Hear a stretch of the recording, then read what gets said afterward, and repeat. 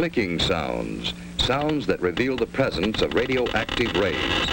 The instrument, a Geiger counter, is converting radioactivity into sounds we can hear. This radioactivity is coming from a small piece of radioactive material inside this plastic cylinder.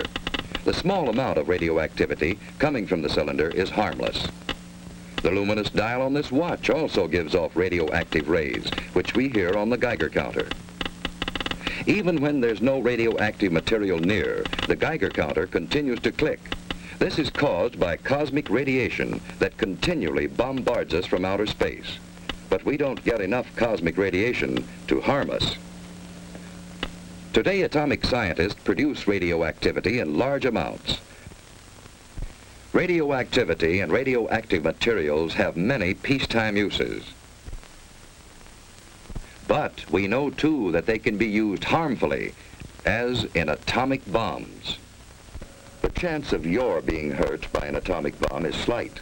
But since there is a chance, you must know how to protect yourself. To protect yourself, you have to know what the bomb does. Besides blast, there's radioactivity and heat. Can we protect ourselves from these? These children are protected. Concrete walls help stop radioactivity. Any wall stops the heat. The heat scorches the house, but does not harm the children.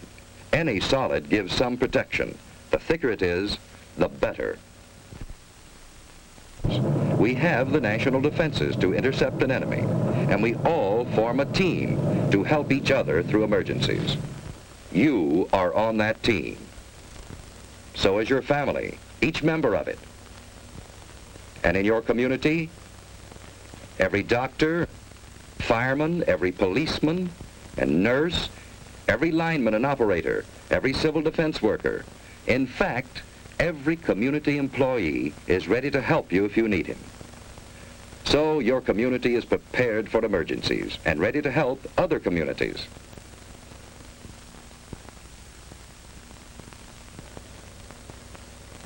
We have state and national headquarters for civil defense. And your city has a civil defense corps. We have a warning system and a system of defense. Yes, we have the equipment and the people for an effective team. But, like any team, it can win only when everyone knows his job and does it well. What is your job?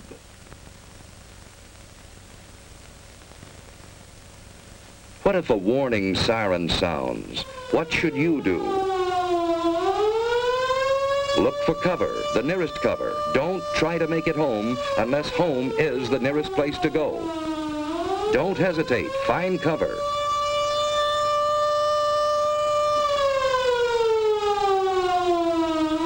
Everyone is in on this. Strangers will understand. Finding shelter quickly may save your life. If you can't get into a house, get behind a wall or a steep embankment on the side away from the city. Civil defense teams will go into action immediately. If you're home, you've work to do. Hi, Susie. Everything's fine upstairs. How you doing here? Okay, I guess. That's good. We repeat, cover windows to protect against the possibility of broken glass, heat, and radioactivity. Turn off fires. If you are home and are not assigned to civil defense duties, go to your prepared shelter. Those who are in shopping centers, go to prepared Well, shelters fire in the kitchen's immediately. out. Now we'll go down the In basement. this practice alert, we are assuming that the attack will come on the waterfront area. See, it's just practice. All this rushing around for nothing. Now, there's just where you're wrong. We need this practice. Now, come on, let's do our job.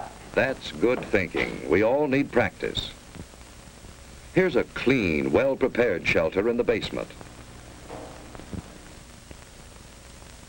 Ted and Sue have a battery radio, and they have soda ash and stirrup pump fire extinguishers.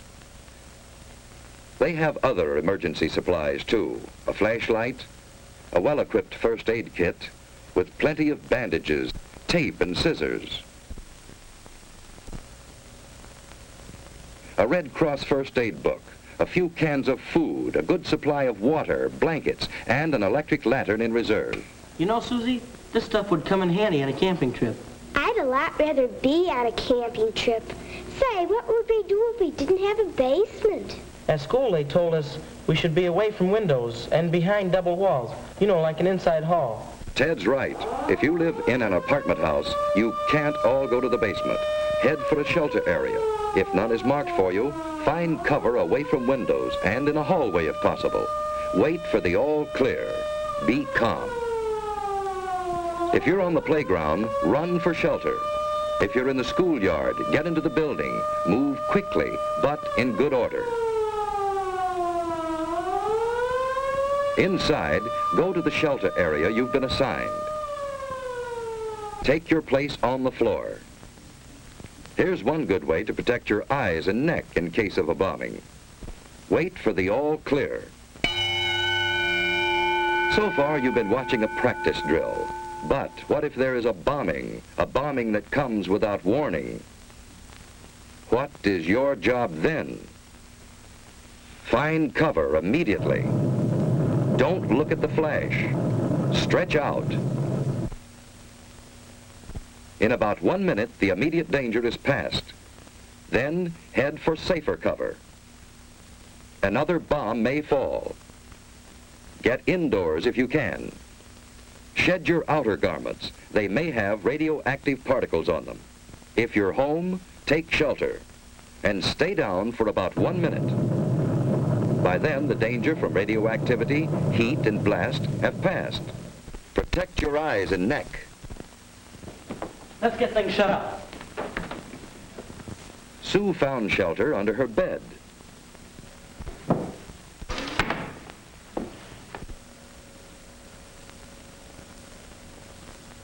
It's dead. Let's get the battery set. When the house current is off, that battery radio is essential. Keep tuned in.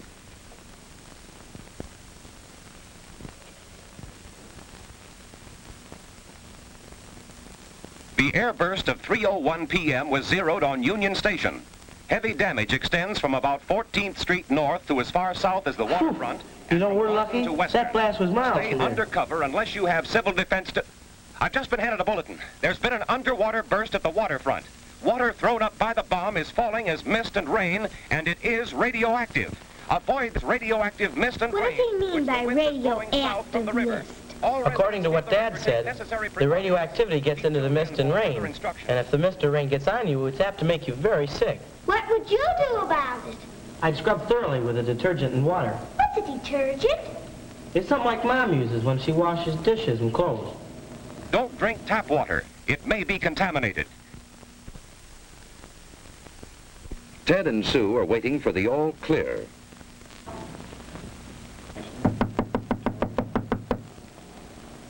I'll see who it is. Hello, who's there? It's your block warden, Mr. Carlson. Come on in, Mr. Carlson. Hello, Ted. Hello. Ted, this is Mr. Franklin, our radiological monitor. He's here to check for any radioactivity. I saw your mother down the shopping center. She's fine. Well, there's no damage here. No, it's been very good here. Hello, Sue. Say, have you seen my dad lately? He's down at headquarters, and boy, he's really busy. Yeah? Well, there's no radioactivity here. Say, Mr. Franklin, is that a pen on your coat there? Oh, no, that's a dosimeter. A dosimeter? Well, what's a dosimeter? Well, it measures the amount of radioactivity that I've been exposed to. But this is the meter that I use to check with. Say, Mr. Carlson, is there anything I can do outside to help? No, Ted, everything is under control. You just stay here till the all-clear signal is given. You've done a good job. Thank you, Mr. Carlson. Bye, Sue. Bye. A good job. That's what everyone must do to be safe. Doing a good job means simply following the rules in an alert or an attack and waiting until all is clear again. In this early and troubled stage of the atomic age, our very lives may depend on always being alert.